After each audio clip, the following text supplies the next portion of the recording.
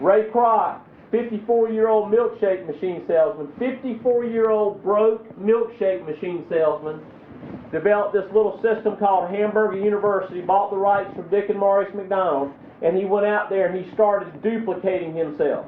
He started putting people in a McDonald's restaurant. Do you want to own a McDonald's? Do you want to own a McDonald's? Do you want to own a McDonald's? Do you want to own a McDonald's? Do you want to own a McDonald's? Do you want to own a McDonald's? He started putting people, and at the time of his death, a few years later, there were 8,000 McDonald's locations paying him 2%. These guys made 98% as being the McDonald's owner, and they paid Ray Kroc 2%. Ray Kroc died worth $800 million.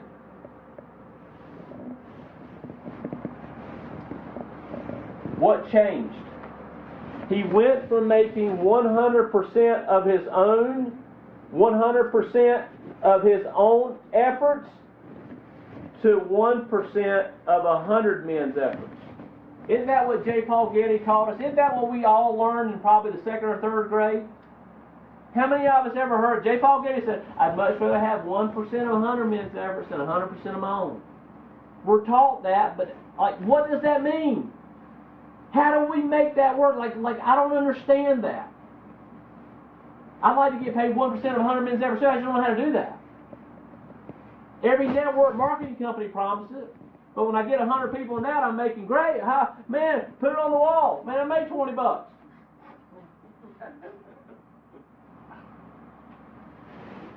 Y'all, golly, man. Our system at Equus Financial. So Ray Kroc took a theme of a gray, flat, fat-filled fried hamburger.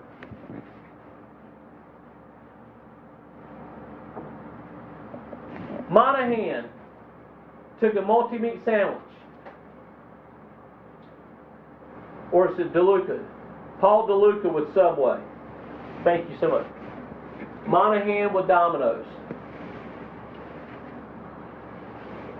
This is something very important. Very important that you understand this. Which one of those things, be it a hamburger, sub sandwich, or a pizza pie, which one of those was the best in the world? One of y'all tell me. No. So next time you find yourself in one of those network marketing meeting rooms and they found the best in the world,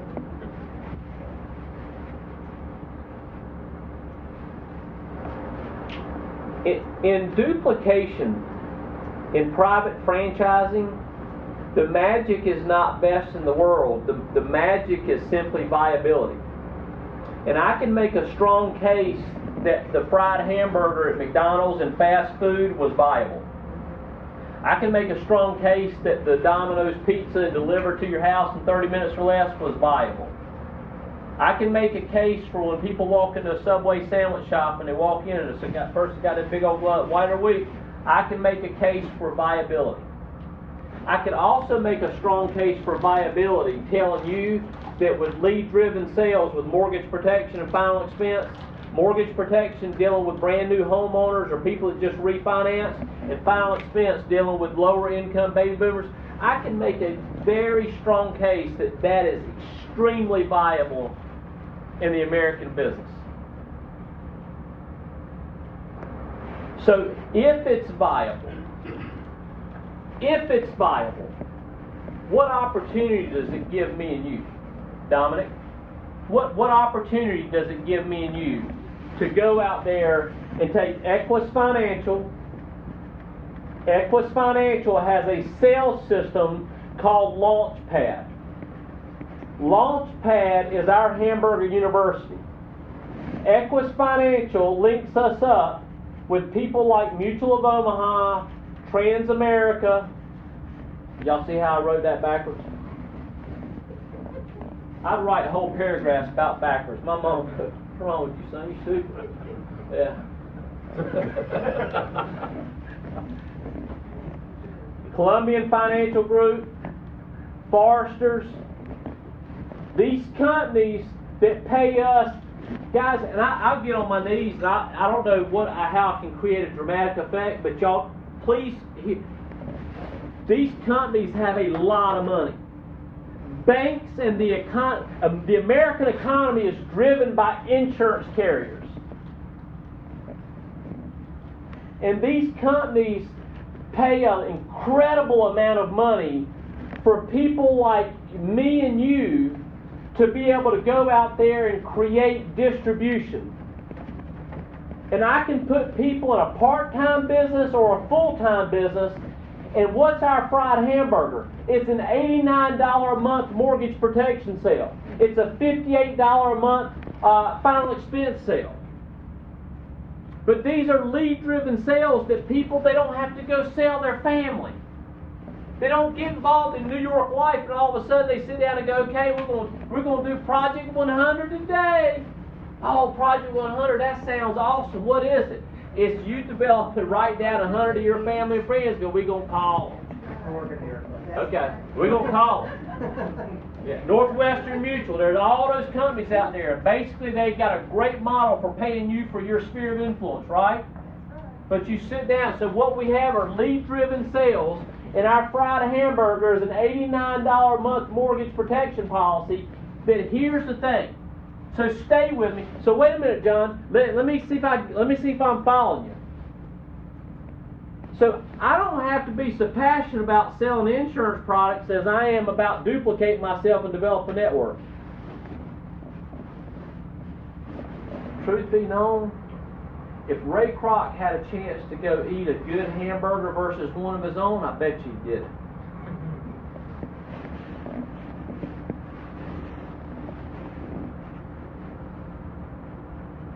I love personal sales, but you know, there'll be a point in time in my life where it just simply won't make a lot of sense for me to go out there. Because based on my contract level and me doing a personal sale, on average I might make, I don't know, $1,000, $1,200 on a personal sale. It's not going to make sense. If I've got $89 a month fried hamburgers that are spitting out $150, $200, $500, $89 a month policy spitting out that I'm making an override off every single one of them, at some point in time, is it really going to make sense for me to go out there and spend 2 hours of my life and make $1,000? Now, in the very beginning, Mark Trader, if somebody can go out there and spend 2 hours of their life and make $1,000, well, in the job world they're working, heck, they're spending probably 20 hours, or maybe even people work all week and don't make $1,000. So it changes their life to be able to make $1,000 in 2 hours versus 40. But do y'all see how life-changing that is? So the reason I'm here tonight is not hiring people to go out there and sell mortgage protection so much it is that I'm looking for somebody who wants to duplicate themselves. I'm looking for somebody that over the next 2, 3, 4, 5 years, you see us having the ability of going out there and generating an agency of 15 to 20 to 40 agents, whether they're part-time or, but see, I don't look at part-time and full-time people any different. They both spit out $89 a month policies. My part-timers spit out about 5, 6 a month. My full-timers about 5, 6 a week. But do y'all see where it all blends in together? But if we partner up and we help you go develop an agency,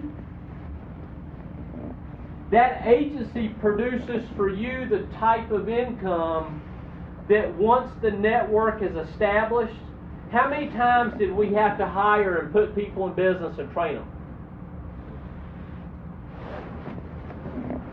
Where I'm from, we say once.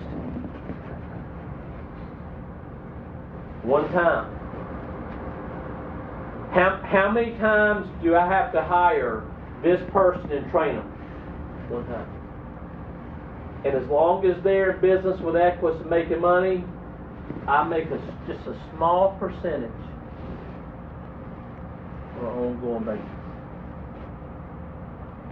What I look for people, what I look to hire are people that more than anything in their life, they want to experience financial freedom.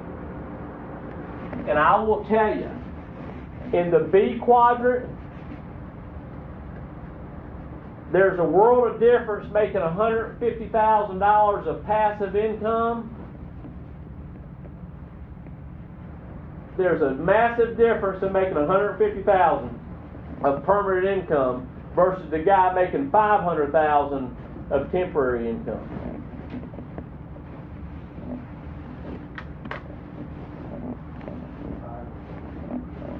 Yeah, your life.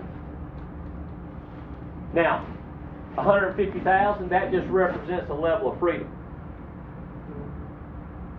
I certainly wouldn't think that you'd be lifelong happy being free at $150,000. But being able to wake up in the United States of America on a Monday morning and not being told what to do, you know what? $150,000, you may be driving the same car you're driving now. You may be living where you're living now. You may be wearing the same type of clothes you're wearing now. Your lifestyle is not going to change any. But what changes? What changes is you just bought your time back. You just bought your life back because somebody now just gave you an annuity that's spitting out $150,000 every 12 months. So the amount of income over here, I'm not painting a picture that get excited about making $150,000 passive income. No, get excited about making $150,000 a month passive income. Because the only difference between a guy making $150 a year passive income versus a guy making $150 a month passive income is the number of people that he has out there changing people's lives with living benefits. How big can you see it? How fast can you run? Are you scared? Are you timid? Are you fearful? Because of people told you no in your life? Come on, I mean seriously.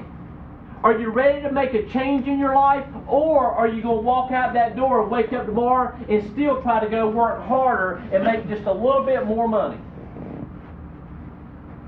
A little bit more self-driven income. Try to get a little bit better at investing.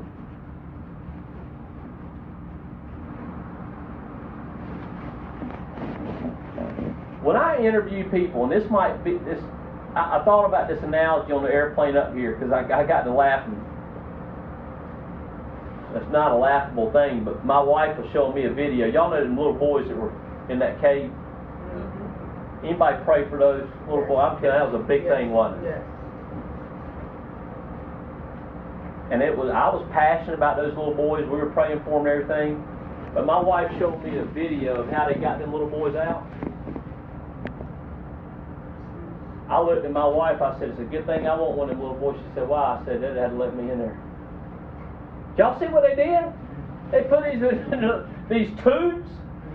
I'm so claustrophobic, I can't stand it. Like, if I thought about it, being in this room with that low ceiling, like, I don't know where the nearest door is, but like in a minute when I'm done, I'm going to say bye to y'all and I'm going to bring Mike up here and these guys. I'm going close to that. I mean, I feel a little tight. Y'all feel tight? You ain't put me in one of them tubes dragging me out. Leave me in the cage. Just bring me a pizza every once in a while. Let me die, but you ain't. The only way you're going to get me in one of them, knock me slam out. Take a big old boy like him and just knock me out. That's the only way you're going to get me in one of them tubes. Like, come on, just hit me. Like, you know, don't hurt me too much, but knock me out. Because if I wake up one of them things, I'm telling you, I ain't going to last long. I'll go crazy. I look to hire people in life that every day they wake up and they know God's created them for more, and every day they wake up, the only reason they wake up and they go to work is because somebody taught them how to be broke. It doesn't make sense for a guy like that to wake up every day and go to work. It doesn't make sense.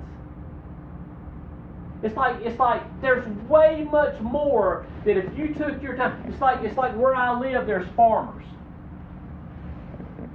And you know what? I don't care how good you get at growing corn.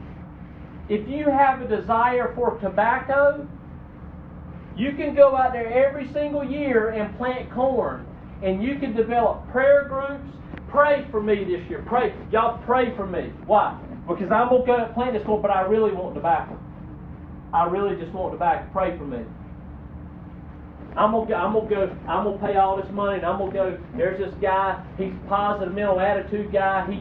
He gets you walking on fire, jumping off high distances, builds you up, and all that. Let me just tell you the gist of it. If I wake up every single day and I sow a seed of corn, I don't care how much you pray for me, that corn is never going to turn into a different result, tobacco or beans or whatever.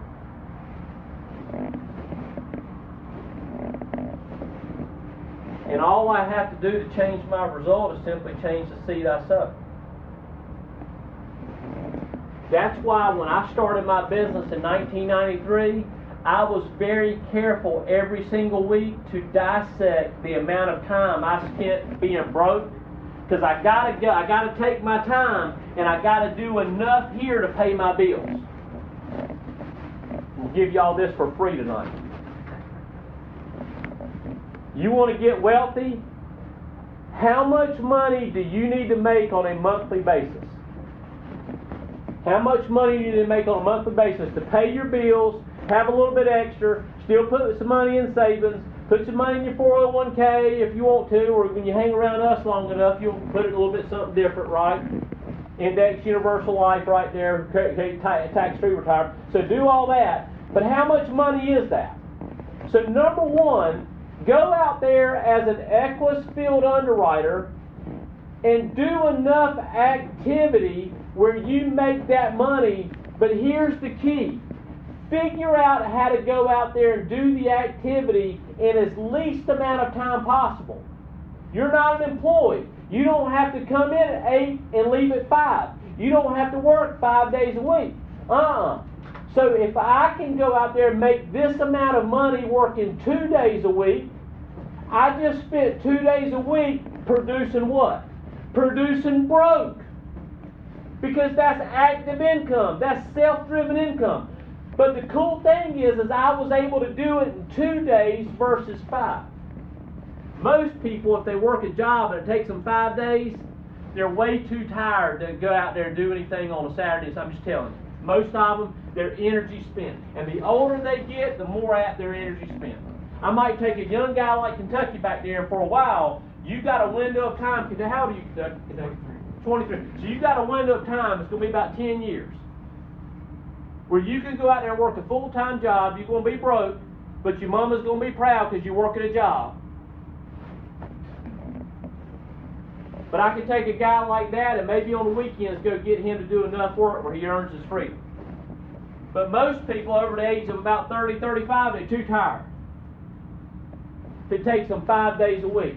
So go out there and earn enough money to pay your bills in your debt structure in 2-3 days a week. And now you have an additional 2 to 3 days, maybe 4 days a week. To do what? Invest. Instead of expending, invest. Invest what? Invest in duplication. Invest in hiring and training people. So up here, John, what I did in my sales was I sat down and I talked to Miss Jane. Miss Jane, what can I help you do today? Miss Betty, make sure your final expenses are taken care of. I certainly would help. I don't make the decision for the insurance companies, but I'm going to do the best I can as your field underwriter to get you qualified for something that you can afford. If we can get you qualified for something you can afford, is that what you want to do today, Miss Jane, Miss Betty? Okay, so I do that activity to produce that income because paying my bills is not optional. I got to do that. I got to be financially responsible. Paying your bills is not optional. Pay your daggone bills. Personal sales will get you out of any financial jam if you'll go out there and do it. But don't spend all your time doing that. It keeps you broke. Why do I want to go out there and spend more time so I can be on a leaderboard? Really?